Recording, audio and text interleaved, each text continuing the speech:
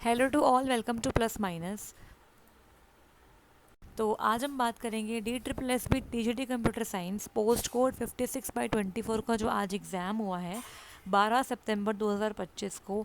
आज 3 शिफ्ट में एग्ज़ाम हुआ है, तो उन सभी शिफ्ट में एग्ज़ाम कैसा आया था, क्या लेवल था एग्ज़ाम का, पेपर 1 पेपर 2 दोनों के लेवल्स को डिस्कस करेंगे। और कुछ टिप्स कल के बच्चों के लिए जिनका पेपर 13 सितंबर को है, उनको क्या क्या चीज़ों का ध्यान देना है, क्या प्रिकॉशंस रखने हैं उन्हें, और किस तरीके से वो अपने पेपर को और अच्छे से अटैम्प्ट कर सकते हैं। थोड़ी सी उनकी हेल्प होगी, थोड़ी एडवांटेज तो उनके लिए बनती है। ठीक है, तो अब देखते हैं आगे। अगर हम बात करें तो पेपर 2 दिन में लिया गया है। जो कल पेपर है वो सिर्फ एक ही शिफ्ट में होने वाला है ना। आज जो आपका पेपर हुआ है वो आपका 3 शिफ्ट में हुआ था। जैसे कि पहला हुआ है 9 से 11 में, दूसरा हुआ है 1 से 3 में, तीसरा हुआ है 5 से 7 में। 3 शिफ्ट में पेपर हुआ है आज। और जो कल है वो थर्ड शिफ्ट में हुआ है। तो अगर हम बात करें नॉर्मलाइजेशन की, तो वो तो आपकी इस वाले दिन में ही देखी जाएगी। यहाँ पे तो कोई ख़ास फ़र्क नहीं पड़ेगा नॉर्मलाइजेशन का, बिकॉज एक ही शिफ्ट है, तो यहाँ पे कुछ खास फ़र्क नहीं पड़ेगा। तो जो एडवांटेज आपको मिल रही है ना, वो वहाँ पे जाके इक्वली होने वाली है। ठीक है। अच्छा, जब एक दिन में एक ही पेपर 3 शिफ्ट में होगा तो ऑब्वियस सी बात है यहाँ पे नॉर्मलाइजेशन होनी ही होनी है। लेकिन अभी हम बात करने वाले हैं कि पेपर आया कैसा था। सिलेबस जो दिया गया था DOA के द्वारा, क्या वो सिलेबस को फॉलो किया गया था, क्या उस सिलेबस के अकॉर्डिंग ही पेपर आया था। तो मेरे पास बहुत सारे मैसेजेस आए हैं, इवन ग्रुप में आपने बहुत सारे बात करी है, बहुत से चैनल्स पे आप देख रहे हो कि कोई ना कोई रिव्यू कर ही रहा होगा। आपने बहुत सी चीज़ें सुनी है, देखी है, आपने खुद एक्सपीरियंस किया आज जिन्होंने एग्ज़ाम दिया है। तो सबसे ज़्यादा सुनने में जो आया है वो ये आया है, थोड़ा सा रिव्यू कर लेते हैं। पेपर 2 पहले हम बात करेंगे, जो कि पेपर 2 ही हमारा मेन है आज का। पेपर 2 मतलब पार्ट 2 जो आपका था, उसमें जो देखने को मिला है वो ये है, सबसे ज़्यादा प्रोग्रामिंग के क्वेश्चंस दिखाई दिए हैं, चाहे वो सी लैंग्वेज हो, C++ हो या जावा हो। ठीक है, मेनली सी लैंग्वेज बता रहे हैं बच्चे कि सी लैंग्वेज, या फिर आप बोल सकते हो प्रोग्रामिंग लैंग्वेज से क्वेश्चन, आउटपुट बेस्ड वाले जो क्वेश्चंस होते हैं वो ज़्यादा देखने को मिले हैं। इवन कुछ तो बच्चे ये बोल रहे हैं कि एक पूरा सेक्शन था जिसमें 20 में से अप्रॉक्सीमेटली 17 to 18 क्वेश्चन सिर्फ प्रोग्रामिंग लैंग्वेज से ही पूछे गए थे। तो आउटपुट बेस्ड क्वेश्चन आपको देखने हैं जो कल के बच्चे हैं, जो कल जाएंगे पेपर देने। आउटपुट बेस्ड क्वेश्चन आप ज़रूर देखना। आप अगर हमारे चैनल पे जाओगे तो मैंने C++, सी और जावा के जो मिक्स क्वेश्चन आपके पीछे एग्ज़ाम में आ रखे हैं पहले, उन पर जो आपके आउटपुट बेस्ड क्वेश्चन थे मैंने वो करवा रखे हैं वीडियोस के अंदर। ठीक है, उसे आप ज़रूर से देख सकते हो कल के एग्ज़ाम में जाने से पहले। लूप पर भी क्वेश्चन देखने को मिला है यहाँ से। ठीक है, लूप वाले जो आउटपुट वाले क्वेश्चन होते हैं वो हैं। एरे मतलब लूप्स, इन्होंने लूप कवर किया है आउटपुट वाले क्वेश्चंस के अंदर। ठीक है, एरे कवर किया है, एरे से भी क्वेश्चन पूछे हुए हैं।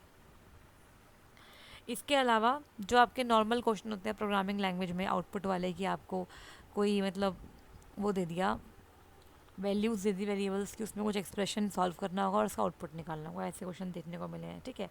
अच्छा, प्रोग्रामिंग लैंग्वेज तो मुझे लगा कि काफ़ी क्वेश्चन यहाँ से आए हुए हैं। ठीक है, काफ़ी यहाँ से क्वेश्चन देखने को मिले। इसके अलावा लॉजिक गेट से सुनने में आया क्वेश्चन आए हैं। लॉजिक गेट से ज़्यादा क्वेश्चन नहीं आए थे, 2-3 क्वेश्चन मेरे ख्याल से लॉजिक गेट से पूछे गए हैं, और वो क्वेश्चन इतने आसान थे कि आप आराम से कर सकते हो। बहुत मुश्किल लेवल का क्वेश्चन नहीं आया। सिमिलरली आपका नंबर सिस्टम जो है, नंबर सिस्टम से भी क्वेश्चन बहुत ही आसान थे। लाइक हेक्साडेसिमल से आपको कन्वर्ट करना है बाइनरी में, ऐसा क्वेश्चन आया हुआ है एक। तो ये काफ़ी आसान लेवल का क्वेश्चन था, कोई छोटा बच्चा भी अगर करना चाहे तो कर लेगा आराम से। ठीक है, क्योंकि नंबर सिस्टम तो बहुत पहले से ही स्कूल्स के अंदर आ गया है। कॉम्प्लीमेंट निकालना ऐसा आ रखा है क्वेश्चन। ठीक है, वंस कॉम्प्लीमेंट या टूस कॉम्प्लीमेंट आया होगा।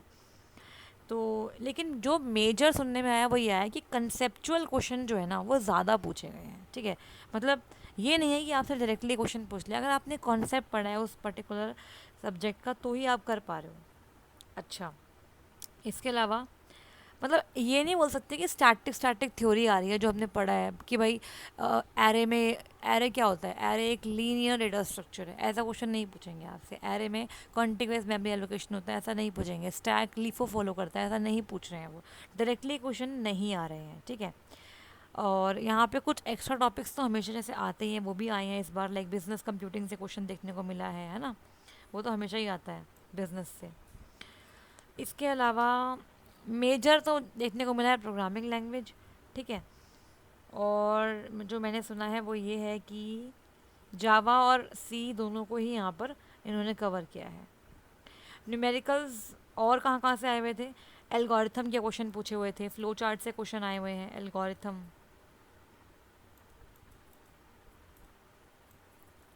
फ्लो चार्ट से क्वेश्चन देखने को मिला। अगर आपको क्वेश्चंस याद है तो आप नीचे कमेंट सेक्शन में बता भी सकते हैं कि कैसे कैसे क्वेश्चन आपको देखने को मिले। इवन यहाँ पे एसक्यूएल से क्वेश्चन देखने को मिला, स्ट्रक्चर्ड क्वेरी लैंग्वेज से, और काफ़ी क्वेश्चन थे मेरे ख्याल से यहाँ से, है ना। मतलब लगा लो आई थिंक 3-4 क्वेश्चन तो होंगे एसक्यूएल से ही आए थे। इसके अलावा एरे बता दिया मैंने। सॉर्टिंग से क्वेश्चन आया हुआ था, sorting, I think bubble sort से क्वेश्चन पूछा हुआ था, है ना। इसके अलावा जो एक्स्ट्रा टॉपिक थे उसके अंदर जो मैंने सुना है वो, जिन जो रिव्यू बच्चों ने दिया है उसमें आपका डिफ्रेंसिएशन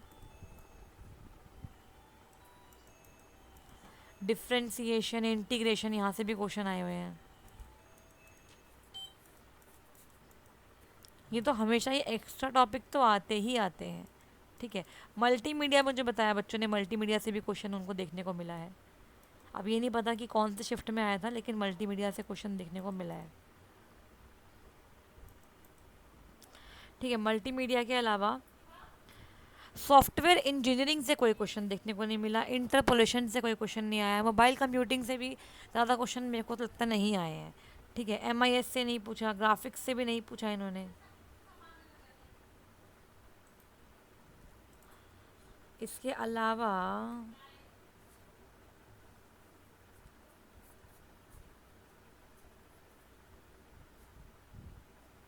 जस्ट अ मिनट, इसके अलावा जो बच्चे बता रहे हैं, मैं बच्चों के रिव्यूज़ ही देख के आपको बता रही हूँ, ठीक है। डिजिटल इलेक्ट्रॉनिक्स से भी कुछ क्वेश्चन थे, डिजिटल इलेक्ट्रॉनिक्स से भी कुछ क्वेश्चन थे। इसके अलावा ओएस से ज़्यादा क्वेश्चन नहीं आए हुए थे, ऑपरेटिंग सिस्टम से ज़्यादा क्वेश्चन नहीं आए थे। नेटवर्किंग से भी कुछ क्वेश्चन आए हुए थे जिसमें टीसीपी आईपी के प्रोटोकॉल्स वगैरह पूछे हुए थे, ठीक है। नेटवर्किंग से भी क्वेश्चन देखने को मिले हैं। लेकिन इसके अलावा जो मेन टॉपिक्स और भी होते हैं वहाँ से क्वेश्चन देखने को नहीं मिले, जो कि काफ़ी मतलब अजीब सी बात है। अगर आप एक सिलेबस रिलीज़ कर रहे हो, उस सिलेबस के ऊपर स्टिक नहीं हो, अलग अलग मतलब जो बाकी आपके टॉपिक्स हैं वो आप पूछ रहे हो, जैसे डिफरेंशिएशन इंटीग्रेशन, जो कि सीएस के पार्ट भी नहीं है, लेकिन जो सीएस के पार्ट है वहाँ से क्वेश्चन मिसिंग थे। Like there was no question from software engineering, question ही नहीं था उसके अंदर से, ठीक है। ग्राफिक्स से भी क्वेश्चन बहुत कम आए हुए थे। और सबसे ज़्यादा प्रोग्रामिंग ने मेजर पार्ट कवर किया था पेपर 2 के अंदर, जो कि एक सही तरीका नहीं है। अगर आप पेपर सेट कर रहे हो तो आपको हर एक टॉपिक के क्वेश्चंस कवर करने चाहिए थे, ठीक है। तो ये तो मैंने आपको मेजर बता दिया। इवन HTML से भी कोई क्वेश्चन नहीं दिखा, बच्चे कह रहे हैं। XML से क्वेश्चन उनको लगा नहीं है, XML से भी क्वेश्चन बहुत कम दिखाई दिए। इवन जावास्क्रिप्ट बच्चे कह रहे थे, जावास्क्रिप्ट से क्वेश्चन दिखे उन्हें, जावास्क्रिप्ट से क्वेश्चन थे। और कुछ क्वेश्चन तो हमेशा होते हैं, जैसे जो बाहर से ही आते हैं, लाइक फिज़िक्स पूछ लेते हैं, या कभी आपको मैथ्स के क्वेश्चन पूछ लेते हैं, तो वो तो हमेशा ही मिलते हैं आपको, है ना। ऐसा तो कभी है ही नहीं कि वो क्वेश्चन ना देखने को मिले। चलिए अब हम पेपर 1 थोड़ा देख लेते हैं, पेपर 1 कैसा रहा आपका। पेपर 1 का जो रिव्यू है वो ये था कि पेपर 1 में पेपर इतना मुश्किल नहीं था, ठीक है। अगर आप एसएससी की तैयारी कर रहे हो स्पेशली, तो एसएससी जैसे एग्ज़ाम का जो लेवल होता है वो काफ़ी अच्छा होता है पेपर 1 में, तो वो बच्चा आराम से पेपर कर सकता है। पेपर 1 इतना मुश्किल नहीं था, ठीक है। और जो लेटेस्ट पैटर्न चल रहा है DSSB का, वही पैटर्न को फॉलो किया गया था, कुछ चेंजेस नहीं दिखाई दिए इसके अंदर, ठीक है। तो जैसे बात करें जीएस की, तो यहाँ पे नॉर्मल आर्टिकल से क्वेश्चन आए हुए थे, ठीक है। इसके अलावा आर्टिकल्स जो आपके हैं, या फिर जो बुक्स जो आपकी होती हैं, स्टैटिक क्वेश्चन बुक्स से आए हुए थे।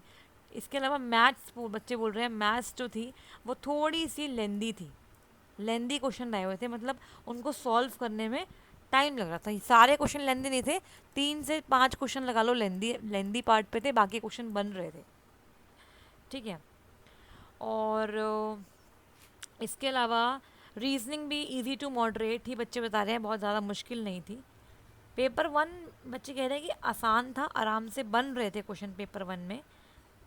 अगर पेपर वन में किसी बच्चे की कमांड अच्छी रही होगी तो वो कर सकता है। इंग्लिश भी इतनी डिफ़िकल्ट नहीं थी, इंग्लिश भी आराम से हो गई थी, इंग्लिश भी हो रही थी, हिंदी भी हो रही थी, रीजनिंग भी, ये सारे जितने भी आपके पार्ट है। जीके जीएस तो देखो आपके ऊपर डिपेंड करता है कि आपने कितने अच्छे से प्रिपेयर किया है। जितना अच्छे से आपने जीके जीएस प्रिपेयर किया होगा उतना ही अच्छे से आपके यहाँ पे नंबर भी आएंगे। जैसे मान लीजिए अगर हम बात करें जीएस की, तो इसमें करंट अफेयर से क्वेश्चन आ रहे हैं। करंट अफेयर्स से आपके 4 से 5 क्वेश्चन बन रहे हैं। ठीक है। मैथ्स रीजनिंग सब कुछ इजी ही है, ज़्यादा मुश्किल नहीं है। जो प्रीवियस ईयर में आप पैटर्न देख रहे हो वही पूछा गया है, तो इसमें मैं कुछ खास करूँगी नहीं, इसमें आपकी प्रैक्टिस पे डिपेंड करता है। Maths was little bit difficult, लेकिन बाकी आसान थे, हो रहे थे क्वेश्चन। जीके और जीएस तो देखो आपके ऊपर डिपेंड करता है, जितना आप पढ़ के गए हो, जितना आपको नॉलेज है उतना ही कर सकते हो। हाँ, अगर आपको नहीं आता तो आप छोड़ोगे, नेगेटिव तो करके आओगे नहीं। हिंदी इंग्लिश बन रही थी, जितनी मुश्किल हिंदी इंग्लिश नहीं थी। इसके अलावा रीजनिंग भी इजी टू मॉडरेट था। तो पेपर वन जो था वो आपका इजी टू मॉडरेट में कह सकती हूँ, इजी टू मॉडरेट लेवल का था। अब इसमें मेन था टाइम मैनेजमेंट, तो जो कल के बच्चे होंगे ना उनको ध्यान देना है, टाइम मैनेजमेंट अच्छे से करना है। पेपर वन जितनी जल्दी आप निपटा लो ना, 60 मिनट्स में अगर आप पेपर वन कर रहे हो, मैक्सिमम 65 मिनट ले लेना, इससे ज़्यादा बिल्कुल मत लेना, क्योंकि पेपर टू डिफ़िकल्ट आ रहा है। तो अगर पेपर वन बन रहा है तो 65 मिनट्स में बना लो। ठीक है। पेपर वन में मन में कमांड होगी तो सच में बहुत फ़ायदा मिलने वाला है। लेकिन वही बात है, जो क्वेश्चन आपको समझ में नहीं आ रहा, जैसे मैथ्स है, लेंदी क्वेश्चन है, उसको छोड़ो, उस पर टाइम वेस्ट मत करो। आपको नहीं लग रहा कि ये क्वेश्चन हो सकता है मेरे से, तो उसे मत करो। क्योंकि देखो कई बार क्या होता है, हम ओवर कॉन्फिडेंस हो जाते हैं हमारे अंदर कि नहीं हम तो कर लेंगे, हम तो हमने टॉपिक पढ़ा हुआ है, हम कर लेंगे, फिर बाद में दिक्कत होता है, हमें टाइम नहीं मिल पाता उस चीज़ के लिए। ऐसा मत करना आप, ओवर कॉन्फिडेंस पेपर्स में मत दिखाया करो। कई बार ऐसा होता है, कुछ टॉपिक ऐसे होते हैं जो हमने पढ़े होते हैं वो वहाँ पे आ ही नहीं रहे होते हमको एग्ज़ाम में, तो उसको छोड़ना ही बेटर है। और पेपर टू में मैंने एक चीज़ बताई नहीं, विच वॉज टीचिंग मेथडोलॉजी, ये भी ठीक ठाक आई हुई थी, ये आराम से हो रही थी। पेपर टू में ही आपको लास्ट में 20 क्वेश्चन मिले होंगे इसके, 20 या 10 जो भी आया था इस बार। मेथडोलॉजी ये आसान थी, क्वेश्चन बच्चे कहने पढ़ के हो रही थी, आराम से आप अटेम्प्ट कर सकती हो इसको। ठीक है। तो जो मेन इम्पॉर्टेंट जो हमारा कवरेज था पेपर के अंदर वो था प्रोग्रामिंग लैंग्वेज, जिसमें सी और जावा, पाइथन दिखाई नहीं दी, सी और जावा से मेनली क्वेश्चन आए हुए थे, सी प्लस प्लस भी ज़्यादा नहीं दिखी थी, बच्चे कह रहे हैं। ठीक है। तो अगर हम बात करें पेपर टू की, तो ये मॉडरेट से डिफ़िकल्ट लेवल पे है पेपर, मॉडरेट से डिफ़िकल्ट। डिफ़िकल्ट क्यों बोल रही हूँ मैं, क्योंकि जो आपके आउटपुट बेस्ड क्वेश्चन थे वो लेंदी क्वेश्चन थे, उनको समझना पड़ेगा, आपको कोड को अंडरस्टैंड करना पड़ेगा। बिना कोड समझे आप आउटपुट कैसे निकाल दोगे। पर इतना टाइम कहाँ होता है कि हम हर एक क्वेश्चन पे 5-5 मिनट लगाएं, समझें, उसे इंटरप्रेट करें, तब जाके आंसर लगाएं। तो इसलिए जो जो कल पेपर देंगे थोड़ा सा आप ध्यान देना, पेपर वन अच्छा करके आना, ताकि पेपर टू में अगर आप कुछ क्वेश्चन स्किप भी करो तो आपको इतना नुकसान ना हो। ठीक है। बाकी नेटवर्किंग बता दिया मैंने, टीसीपी आईपी से क्वेश्चन आए हुए थे। एल्गोरिथम बता दिया आपको, फ्लो चार्ट बता दिया, हमने डिस्कस कर लिया। और देखो प्रोग्रामिंग लैंग्वेज सारे क्वेश्चन मुश्किल नहीं मिलेंगे, कुछ क्वेश्चन तो आसान होंगे, लेकिन कुछ 3 से 4 क्वेश्चन ऐसे होंगे जो लेंदी होंगे, टाइम वेस्ट करने वाले होंगे, और वो जानबूझ के डाले ताकि आपका टाइम ख़राब हो। ठीक है। तो ओवरऑल पेपर आपका, paper two was moderate too difficult level. और सबसे इम्पॉर्टेंट बात जो मुझे डिसअपॉइंटेड लगी बात वो ये थी कि जो आपका सिलेबस था, जो सिलेबस दिया गया था डीओई के द्वारा, वो सिलेबस पूरा फॉलो नहीं करा गया। मतलब आपका इक्वल डिस्ट्रीब्यूशन ऑफ सब्जेक्ट नहीं था पेपर के अंदर। उन्होंने सिर्फ क्या करा, मेन इसको उठाया,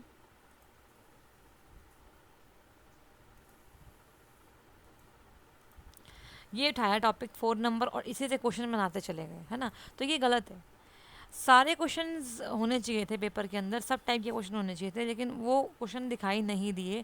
इक्वल डिस्ट्रीब्यूशन नहीं था। ई कॉमर्स से कोई क्वेश्चन बच्चे कह रहे नहीं दिखाई दिया, नेटवर्क सिक्योरिटी से भी बच्चे कह रहे क्वेश्चन कम दिखाई दिए, ठीक है। फाइल हैंडलिंग से बता रहे थे क्वेश्चन आए हुए हैं, फाइल हैंडलिंग पूछी हुई थी। ठीक है, तो वही प्रोग्रामिंग से ही क्वेश्चन आया हुआ है फाइल हैंडलिंग का। तो सेकंड पार्ट थोड़ा डिफिकल्ट लगा बच्चों को, जो बच्चों का रिव्यू है, और सबका कहना यही है कि इक्वल डिस्ट्रीब्यूशन नहीं था, इसलिए बच्चे डिसअपॉइंटेड हुए थोड़ा सा। तो कल के लिए बस यही है मेरा ओपिनियन और मेरा सजेशन कि थोड़ा सा ना आप ध्यान दो अपने कॉन्सेप्ट वाले क्वेश्चन पे, अच्छे से क्वेश्चन को रीड करो और फटाफट से जितना जल्दी हो सके उसका आंसर लगाने का ट्राई करना, बिकॉज क्वेश्चन पढ़ने में टाइम लग रहा है, और जो क्वेश्चन समझ नहीं आ रहे उनमें टाइम बिल्कुल वेस्ट नहीं करना, जस्ट स्किप करके आना है। ठीक है। सो इतना हमारे लिए आज के लिए बहुत है। लिनक्स बच्चे कह रहे हैं लिनक्स भी दिखाई नहीं दी। बिजनेस इकोनॉमिक्स पूछी हुई थी। ठीक है, अकाउंट से क्वेश्चन आए हुए थे, फिजिक्स पूछी हुई थी, फिजिक्स से क्वेश्चन थे, मैथ से भी क्वेश्चन आए हुए थे। तो जो टॉपिक सीएस के नहीं है ज़रूर से पूछे ही पूछे हैं, लेकिन जो सीएस के टॉपिक है उनको हटा दिया, उनसे क्वेश्चन कम कर दिए, और जो एक्स्ट्रा टॉपिक है वहाँ से क्वेश्चन पूछे गए हैं। लेवल ऑफ क्वेश्चन को जितना मुश्किल करेंगे तभी तो कंपटीशन बढ़ेगा, इसी को सोचते हुए पेपर बनता है।